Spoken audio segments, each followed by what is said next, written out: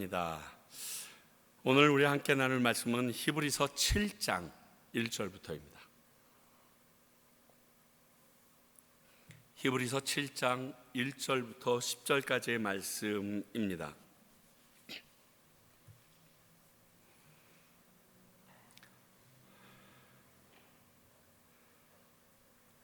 한 절씩 여러분 저와 교독하시도록 하겠습니다. 제가 먼저 1절 읽겠습니다.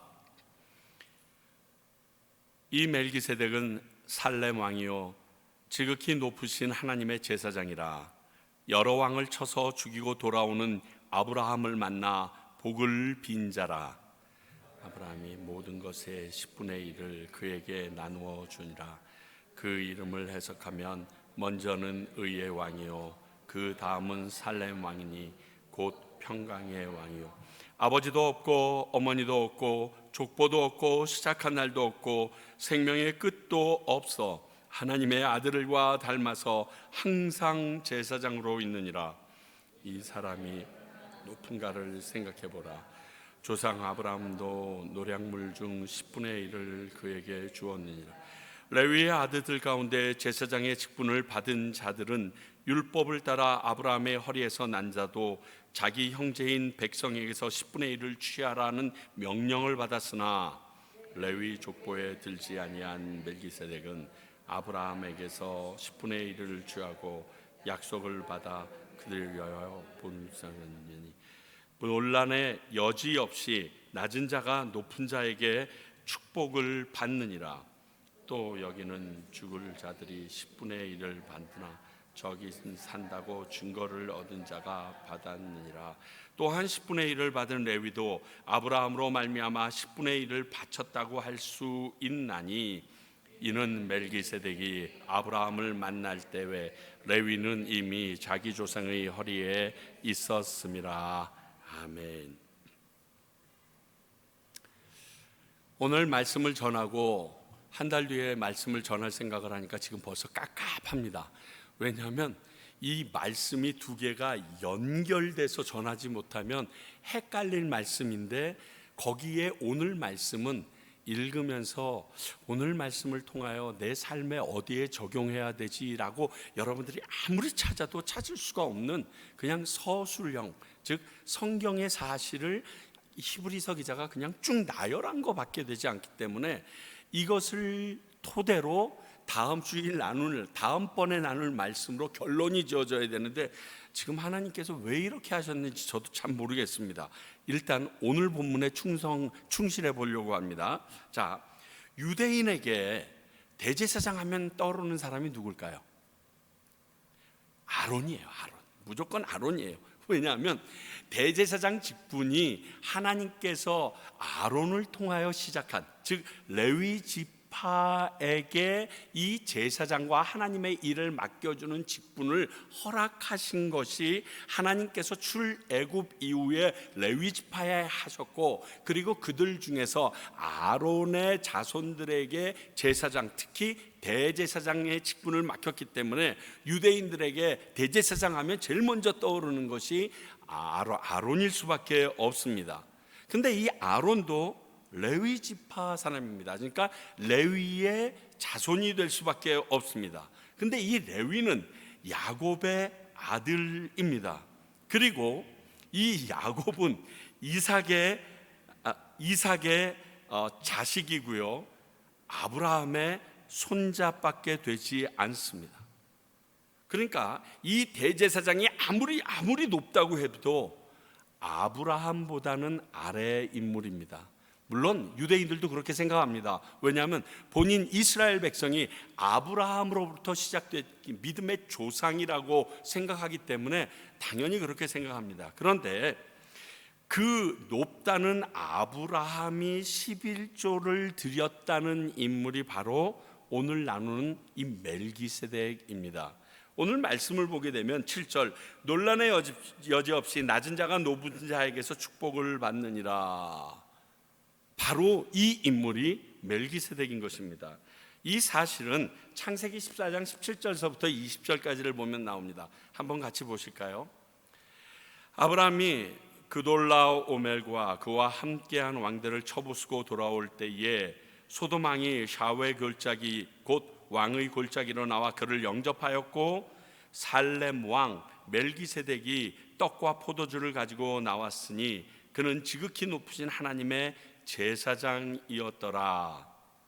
그가 아브라함에게 축복하여 이르되, 천지의 주제시여 지극히 높으신 하나님이여 아브라함에게 복을 주옵소서. 너희 대적을 내 손에 붙이신 지극히 높으신 하나님을 찬송할지로다 하매, 아브라함이 그 얻은 것에서 10분의 1을 멜기세덱에게 주었도다. 이게 오늘 읽은 7장 1절의 역사적인 사실의 배경입니다. 그래서 이 히브리서 기자는 5장 11절서부터 우리들에게 이 멜기세덱에게 얘기에 대해서 이야기하려다가, 야, 너희들 너무 둔하구나. 그래서 내가 얘기해도 너희들이 못 알아들을 것 같아. 그래가지고 우리의 신앙에 진보가 있어야 된다는 말을 쫙 하다가 다시 지금 제자리로 들어온 게 7장입니다. 그러니까 5장 10절까지 읽고 바로 7장 1절을 읽어도 전혀 문맥상에는 상관이 없습니다. 그러니까 여러분 생각해 보세요. 우리가 둔해도 하나님은 둔한 우리를 위하여 하나님의 말씀을 남겨두셨다라는 놀라운 진리를 여기서 우리가 배웁니다. 우리 모르면 하나님 그냥 지나가지 않습니다. 그것을 가르쳐 주기 위하여 남기시고, 그리고 그 상황을 우리에게 꼭 지적해 주십니다. 기쁜 지적이죠. 그리고서 오늘 5장 10절에서 연결되는 이 11절의 말씀 대신에 7장 1절로 생각하면 됩니다. 오늘부터 그 멜기세덱에 대해서 나누며 예수님과의 관계를 쭉 묵상해 보려고 합니다. 자, 먼저 1절서부터 3절까지 내용은 이 멜기세덱이라는 존재가 어떠한 존재인지, 사람이라고 성급하게 말할 수도 없는 어떠한 존재인지, 멜기세덱에 대해서는요, 구약에서 딱 두 군데밖에 안 나옵니다. 아까 읽은 창세기 14장과 그 다음에 시편 110편에서밖에 기록된 바가 없습니다. 오늘 히브리서가 이 멜기세덱에 대해서 풀어서 써주는 내용으로는 제일 많습니다. 아마 제가 듣기로는 이 히브리서 기자는 유대인들의 정통한 사람이라서 아마 그때까지 전승으로 내려왔던 수많은 선친들과 선지자들에게서 들은 그 멜기세덱 얘기가 복합적으로 이 안에 들어있기에 제일 융성하다라고 생각합니다. 자, 오늘 본문 말씀을 중심으로 이 멜기세덱이 어떤 존재인가 보면 살렘 왕이며 하나님의 제사장이다, 이렇게 되어 있습니다. 자, 이 살렘의 왕이라는 것은 아마 그 지역을 이야기할 것이고요, 하나님의 제사장이라는 것은 그 당시에 제사의 직분을 담당하는 사람이었다라고 얘기할 수 있습니다. 지금으로 얘기하면 역사적으로 얘기하면 신정일체의 정통적인 모습을 보여줍니다. 그러니까 신으로부터 내려받은 그 놀라운 계시와 그 계시를 통하여 이 땅에 있는 내게 주어진 백성들을 다스리는 능력 두 개를 동시에 받은 겁니다. 이렇게 여러분 이해하면 굉장히 쉽습니다. 신라 말 그 전체 우리 반도의 3분의 1을 차지했던 태봉이라는 국가가 있었습니다. 아십니까? 거기에 유명한 궁예라는 사람이 나옵니다. 내가 미륵인이라 뭐 이러면서 했던 게 그거예요. 이 궁예라는 사람이 그 짧은 시간 동안 그 많은 사람들을 자기 것으로 확 잡을 수 있었던 것이 이 미륵이에요. 이 미륵이 갖고 있는 가장 큰 특징은 나를 따라오고 내 말대로 행하면 너희들은 극락에 간다, 영원한 행복을 누릴 수 있다, 파라다이스, 쉽게 하면 천국 간다. 지금 이 말을 함으로 말미암아 많은 노동력도 착취할 뿐만이 아니라 그들을 통하여 본인도 그들을 다스릴 수밖에 없는 직무에 들어갑니다.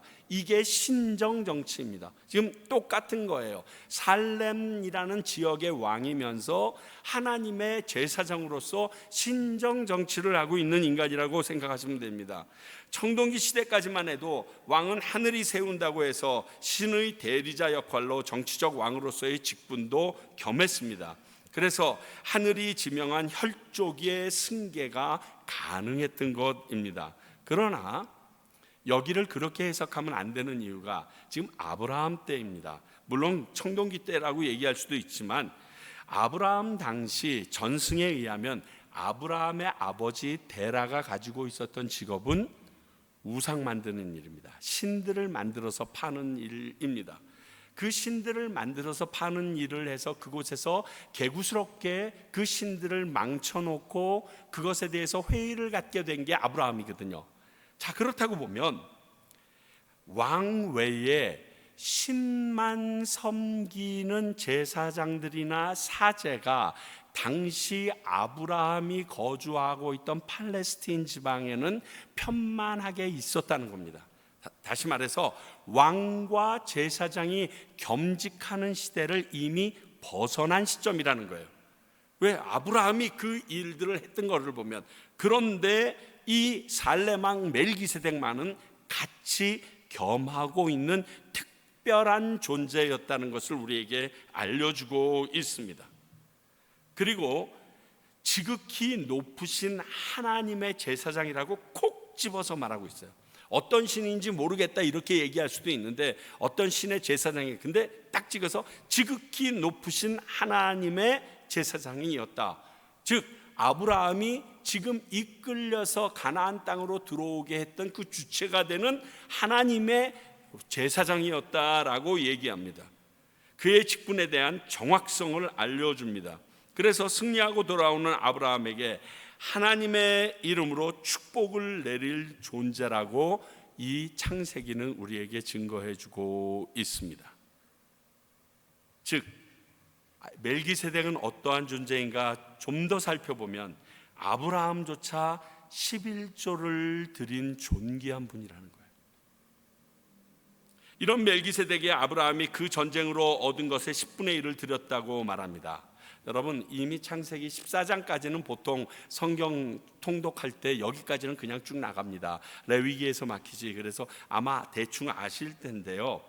당시 가나안 땅으로 이주해서 왔던 아브라함과 조카 롯이 함께 살다 보니까 가지고 있는 물건들과 양들이 너무 많아져서 그 종들이 싸웁니다. 그래서 아브라함이 조카 롯에게 선택하라고 그래서 동쪽에 푸른 풀밭이 많은 소돔 쪽을 이 조카 롯이 선택해서 그쪽으로 동쪽으로 가고 그 반대쪽에 아브라함이 남아 있게 됩니다.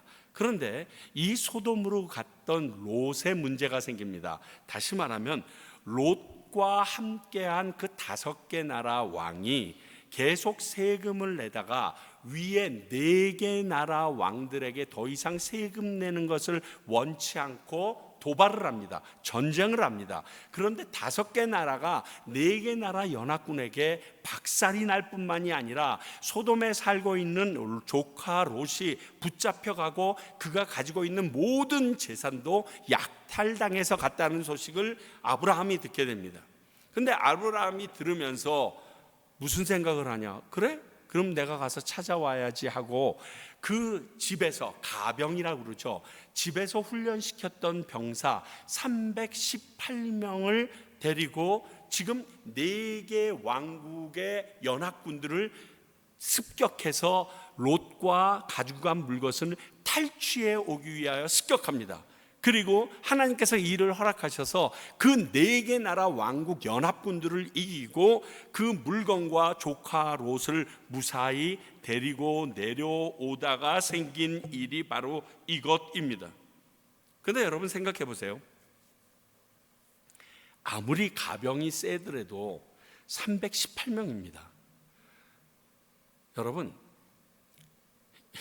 우리 광나루 장신대 시험 문제가 318명이 나와요.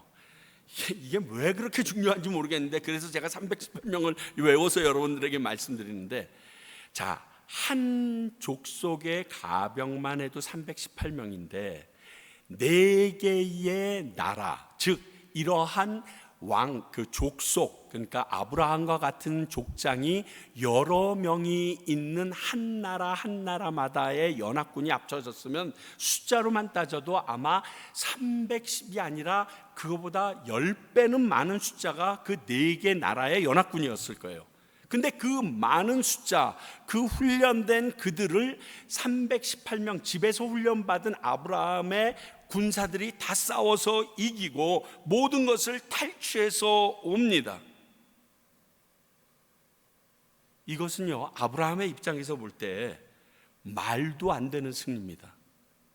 하나님의 은혜인 거예요. 자, 그래서 우리 읽었던 말씀 중에 지금 창세기 14장 20절을 보면 너희 대적을 내 손에 붙이신 지극히 높으신 하나님을 찬송할지로다. 이게 무슨 의미인지 아시겠어요? 네 힘으로는 이길 수 없는데 하나님이 너를 도와서 그 대적들을 이기게 하셨구나. 그 하나님을 찬송하라. 이 말을 딱 듣는 순간 아브라함이 맞습니다. 그리고 자기의 탈취물의 10분의 1을 챙겨서 이 멜기세덱 왕에게, 제사장에게 올려드린 겁니다. 이게 바로 이 사건의 본질입니다. 그냥 11조를 오다가, 교회 오다가 오늘 헌금 준비 안 됐는데 주머니 뒤져봐, 야 그렇게 큰 돈밖에 없어, 조금만 더, 뭐 이렇게 해서 찌지게 주는 게 아니라 자기 찾아왔기 때문에 와 포도주랑 떡까지 가지고 왔네, 미안한데 야야 돈 좀 없냐, 20개짜리라도 주지, 뭐 이래서 준 게 아니라 내 힘으로는 도저히 이길 수 없는데 그 하나님의 능력으로 내가 이 모든 것을 이룰 수 있었다는 것을 인정하니까 그것에 감사해서 드린 게 살렘 왕에게 준 11조예요. 여러분, 11조에 드리는 의미를 아시면 그게 얼마이고 그게 언제이고를 생각하지 말고요, 하나님의 은혜가 내게 미쳤다라고, 하나님의 은혜로 인하여 내가 지금 이렇게 감사할 일이 생겼다고 생각하는 그때 드리는 게 11조예요. 여러분, 그게 헌금이에요. 헌금을 드리는 그 자세가 이래야 돼요. 헌금을 드리는데 오늘 교회 가면 또 봉투 돌 때, 왜 그 봉투 돌리는 것 때문에 여러분 시험 들까봐 아예 입구에다가 놨잖아요. 그래서 드리는 게 아니에요. 헌금은 어쨌든 그렇게 해서 10분의 1을 드린 것으로 볼 수 있습니다. 그러니까 아브라함조차 그 멜기세덱의 말이 맞다라고 여겨서 인정한 그런 분이에요. 그리고 그 이름 살렘이라는 말은 평강입니다. 평강. 그래서 평강의 왕이라고 해석하는 거예요. 시작과 끝이 알 수 없는 분이라고 오늘 2절 3절을 통해서 이야기합니다. 그의 이름을 풀면 의의 왕이요 평강의 왕이라는 의미입니다. 그리고 인간의 일반적인 출생 방법으로 태어나신 것이 아니기에 그를 항상 제사장으로 존재하는 분이라고 오늘 히브리서 기자는 말하고 있습니다. 자, 이 평강의 왕이라는 것이 굉장히 중요한 호칭입니다.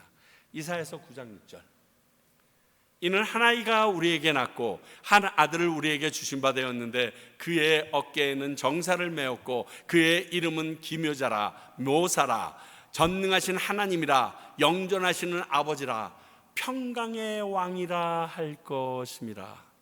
그러니까 유대 사람들, 이스라엘 사람들은요, 평강의 왕 그러면 오실 메시아가 딱 기억나는 거예요. 그래서 핸델의 메시아 첫 부분을 보게 되면 바로 이 부분이 나옵니다. 그리고 마지막에도 이 부분이 다시 한번 터져 나옵니다. 왜? 메시아라고 얘기하는 것보다 평강의 왕이라고 얘기하면 오실 한학이 우리는 예수 그리스도를 알지만 메시아임을 모든 유대인들은 다 알아요.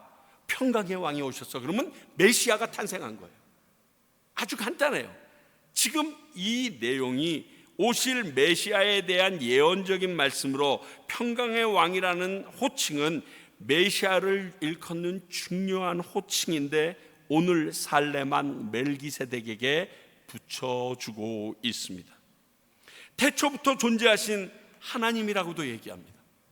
시작을 모르니까요, 끝도 모르고요. 이 정도가 우리가 성경을 통해서 알 수 있는 멜기세덱이라는 인물에 대한 것입니다. 그리고 연이어서 4절서부터 10절까지 히브리서 기자는 멜기세덱이라는 사람의 이분의 우월함, 이분의 우월성을 이야기합니다.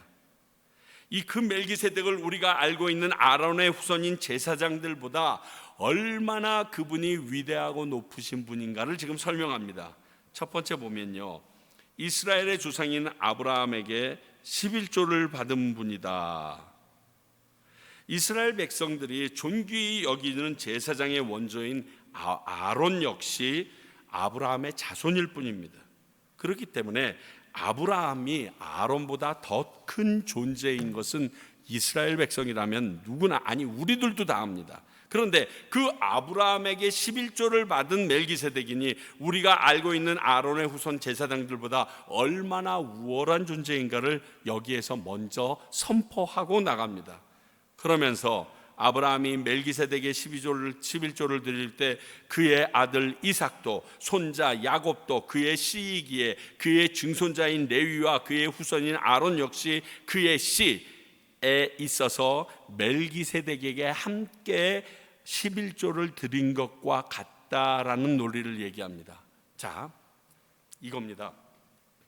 뒤에 다시 한번 세 번역으로 보여드리겠는데요, 아브라함이, 최유찬이 인사를 하면 나만 인사를 한 게 아니라 제 아들과 제 딸도 내 안에 존재하고 있었기 때문에 그들이 태어나지 않았었지만 그들이 내 안에서 그를 함께 섬긴 것과 진배가 없다라는 뜻으로 얘기해서, 아론이 아무리 위대한 첫 번째 원조 대제사장이지만 살렘 왕에게 아브라함이 그에게 11조를 드린 것을 보면 그 아론과는 비교할 수 없이, 아브라함조차도 비교할 수 없는 높은 우월성을 갖고 있다, 그 얘기를 지금 하고 있는 것입니다.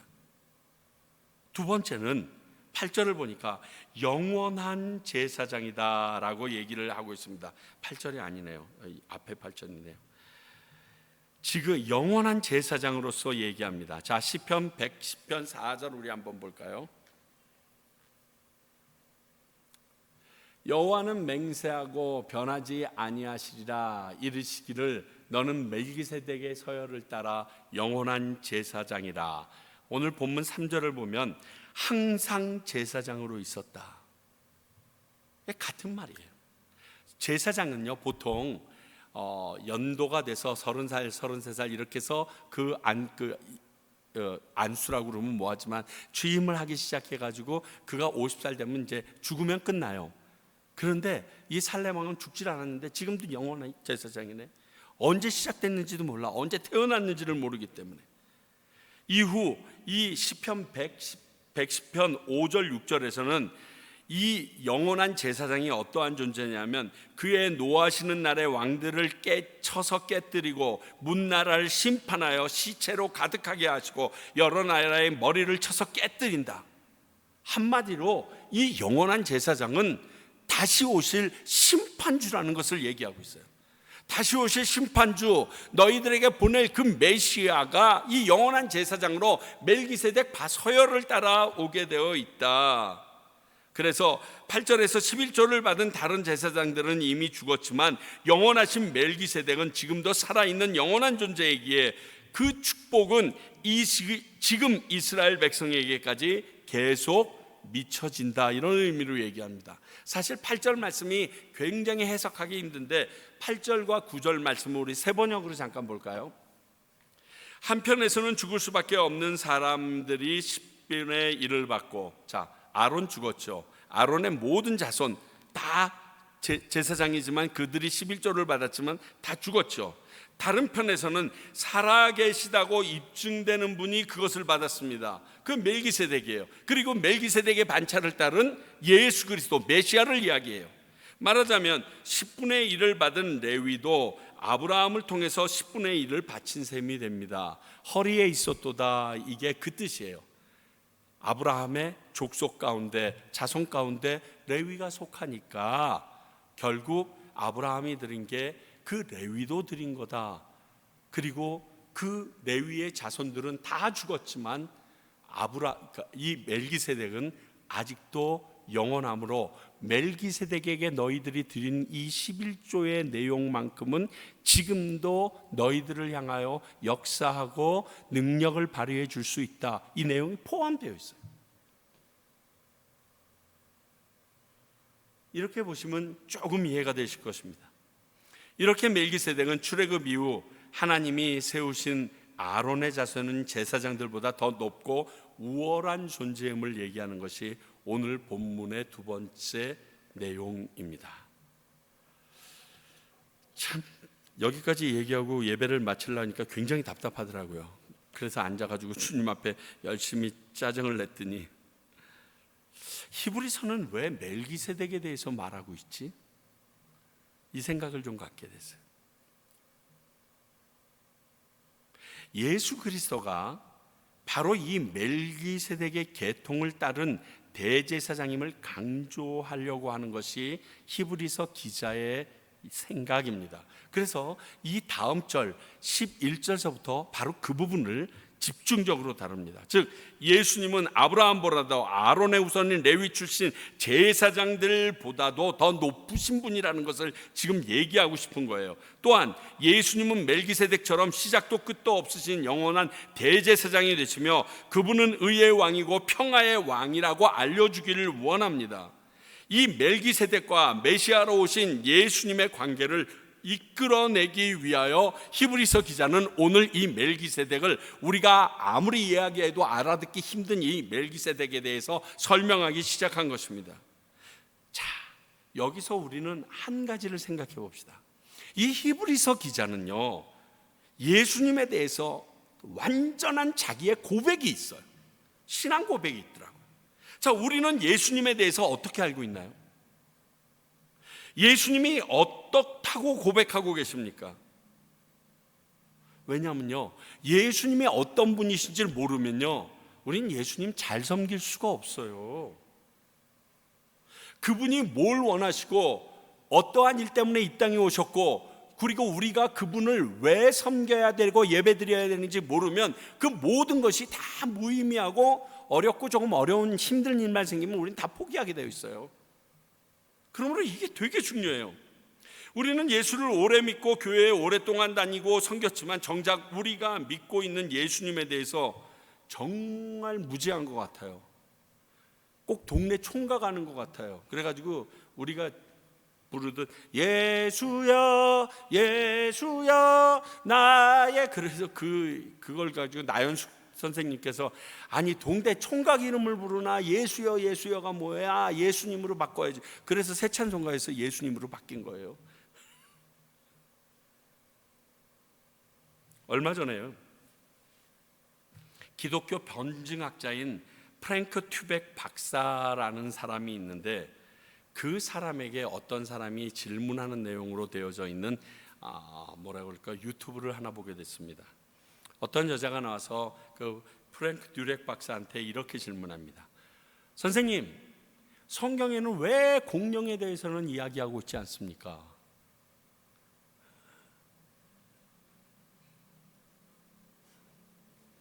그랬더니 이 프랭크 튜렉 박사님이 이렇게 얘기합니다. 왜 그것만 물어봅니까?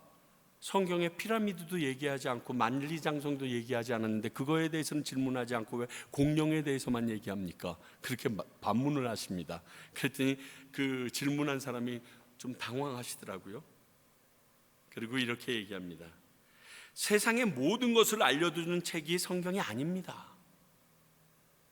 이 성경은 구원에 이르는 지혜를 알려주는 책이라고 디모데는 우리에게 말하고 있었습니다. 그래서 이 성경은 메시아라는 한 혈통에 대한 이야기를 쭉 적고 있습니다. 그분이 예수 그리스도이시며 왜 이 땅에 오시게 되었는지, 하나님은 그분을 왜 이 땅에 보내시게 되었는가를 알려주는 책입니다. 그렇게 얘기를 하더라고요. 그랬더니 더 이상 아무 말도 못하고 그냥 들어가더라고요. 여러분, 이 성경을 읽고 예수님을 누구라고 고백하시겠습니까, 여러분들은? 예수님이 어떤 분이며 나와는 어떤 관계에 계신 분이라고 알고 있습니까? 오늘 히브리서 기자는요, 네로의 핍박과 동적인 유대인들의 괴롭힘 앞에서 예수님을 구원자로 믿고 있던 믿음을 버릴 수밖에 없는, 배도하고 있는 유대인들에게 예수님이 어떤 분이신지, 얼마나 위대한 분이신지, 하나님의 아들이심을 알리고자 이렇게 멜기세덱에 대해서 설명을 하고 있는 것입니다. 그러면 우리도 우리의 신앙 고백이 확실하지 않으면 이들처럼 어려움과 힘들이 있을 때, 주변에서 환난이 있거나 유혹이 있으면 우리의 신앙 다 버리고 무너져 내려버린다는 것이에요. 교회에 뭐 주일날 나오고 안 나오고가 문제가 아니라 나 하나님과 상관없는 사람처럼 하루아침에 변할 수도 있다는 것이, 우리의 신앙 고백이 명확하지 않으면 그렇다는 것을 알려주고 있습니다. 그러니까 히브리서 기자의 이 말씀을 우리가 들으면서 우리도 히브리서 기자의 이 고백처럼, 이 간증처럼 우리도 예수님이 어떤 분이신지 나와 개인적인 관계 속에서 신앙 고백이 있어야 돼요. 간증이 있어야 되는 거예요. 그 예수님에 대한 나의 간증과 고백이 우리 각자에게 다 다르겠지만 있어야 한다는 것입니다. 저는 개인적으로 다른 사람에게 들려주기 위한 간증에 대해서 그렇게 긍정적이지는 않습니다. 성격이 별로 안 좋아서. 그러나 내가 예수님을 구주로 영접하고 믿게 된 간증과 고백은 꼭 있어야 된다고 저는 생각합니다. 여러분들에게 숙제 하나 줄까요? 검사는 안 할 겁니다. 검사를 안 하니 하실 일은 없겠지만, 하여튼 이 한 주간, 오늘 수요일 날 저녁, 목요일, 금요일, 토요일, 부활절 아침까지 여러분들 예수님에 대한 여러분들의 고백을 좀 적어보세요. 예수님이 나에게 누구신지, 예수님이랑 나랑 도대체 어떠한 관계인지, 그리고 내가 그 예수님을 이렇게 고백하게 된 과정과 이유가 무엇인지 한번 적어보세요, 여러분. 그리고 잘 적으신 분이 있으면, 잘 적다는 표현보다는 나는 이렇게 고백합니다라고 진짜 얘기하면 여러분 다른 사람 앞에서 시키지 않을 테니까 적어서 저한테 좀 주세요. 여러분, 이게 너무너무 중요해요. 이 히브리서는 이 히브리 민족들이 유대교로서 다시 회개하는 이유가 이거예요. 하나님께서 우리에게 보내주신 외아들 예수 그리스도가 얼마나 위대하고 고귀하고 우리에게 없어서는 안 된 분이라는 고백과 신앙 고백이 없는 거예요. 그러니까 흔들리죠. 그러니까 넘어지죠. 여러분, 제가 미국에 있을 때 어떤 분이 이런 얘기를 합니다. 집에 이렇게 방문하게 되면 미국에는 보통 가족 사진들을 많이 붙여놓고 나 밑에다가 놓습니다. 그랬더니 그 아드님이 클린턴이랑 같이 찍은 사진이 있는 거예요. 클린턴이랑 같이 찍은 사진, 백악관에서. 그래서 뭐예요? 그랬더니 이제 프레지던트 어워드를 받아서 고등학교 졸업하는 아이들 중에 각 주에서 한두 명씩 불러가지고, 그래봤자 100명도 안 되기 때문에 그 아이들에게 대통령이 만찬을 하고 한 명씩 사진을 찍어주고 이제 서티피케이션을 줍니다. 표창장을 주는데 그걸 받아요. 그걸 받으면 미국의 아주 아이비리그는 물론 아주 좋은 대학을 갈 수가 있는 그러한 학점과 그 상황을 인정받은 거거든요. 그걸 딱 놨어요. 근데 내가 그것을 보러 그 클린턴과 같이 찍은 그 사진을 보기 불과 한두 달 전에 루웬스키라는 여자와 성추문이 일어났어요. 근데 그 집사님은 그렇게 얘기하더라고요. 좀 안 좋은 일이 있었지만 나는 그래도 클린턴이 좋습니다. 그러더라고요. 왠지 아시겠어요? 고백이 있어, 고백이. 내 아들을 이렇게 청와대로, 그러니까 백악관으로 초청해줘 가지고 내 아들이 좋은 학교에 가서 좋은 직장에서 지금 활동할 수 있도록 길을 닦아준 사람이 그 사람이라고 믿는 거예요. 그러니까 그 추악한 소문이 막 돌아다녀도 상관이 없는 거예요. 나는 클린턴한테 고맙습니다. 여러분, 신앙 고백이 이런 거예요. 비유가 너무 심하게 도약됐다라고 생각할 수 있지만, 세상 모든 사람들이 예수님을 욕하고, 자, 우리 유대인들의 입장에서 보면 나무 위에 달린 자는 저주받을 자라고 했는데, 그 저주받을 자를 예수님이라고, 아니 메시아라고 그리스도라고 믿는 너희들은 죽어 마땅한 놈이라고 지금 유대인들이 같은 동족인 나에게 핍박하고 회유해 와도 나는 안 흔들릴 수 있는 무슨 고백이 있어야죠.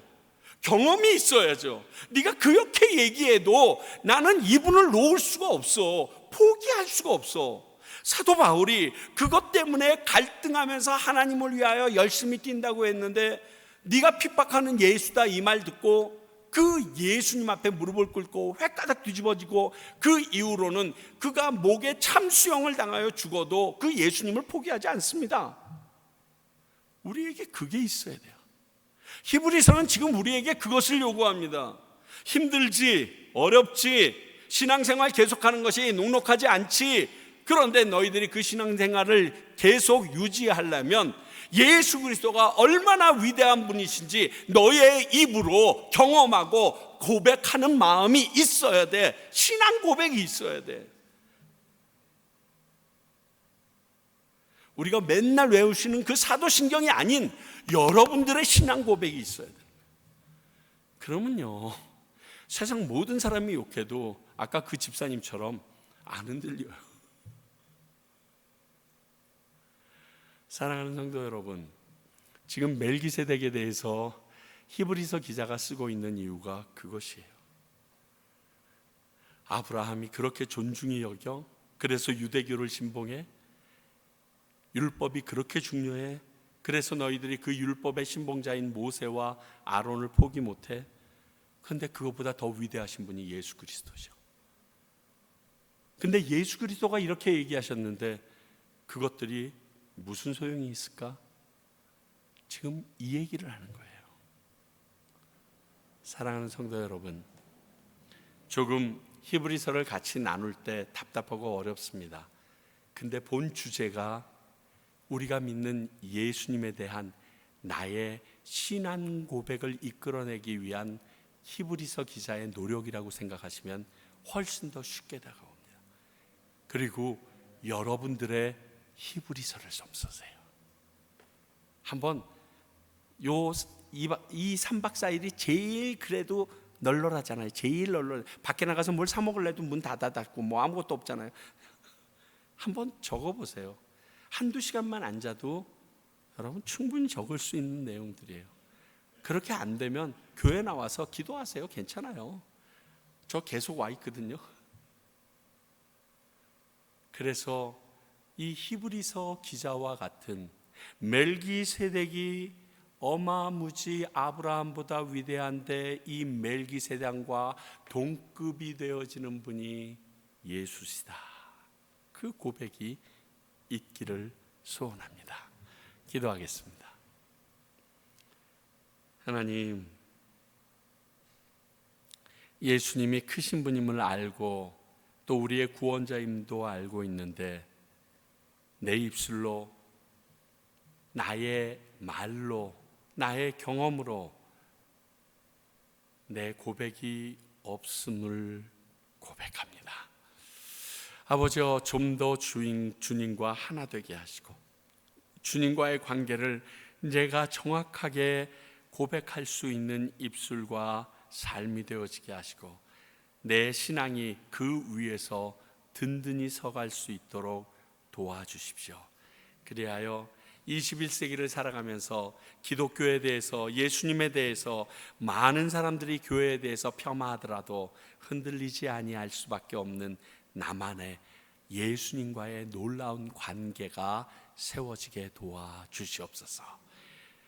지금은 우리 주 예수 그리스도의 은혜와 하나님 아버지의 크신 사랑과 성령님의 이 모든 것을 깨달아 고백해야 하는 능력이 오늘 히브리서 기자처럼 나도 예수님에 대한 나의 고백이 생기기를 간절히 원하는 주님의 백성들과 그 예수님이 어떤 분이신지 열방 가운데 선포하기 위하여 세워준 평강교회와 그 예수님을 증거하라고 지금도 동분서주 하시는 선교사님들 위해 이제로부터 영원히 함께 하시기를 간절히 축원하옵나이다.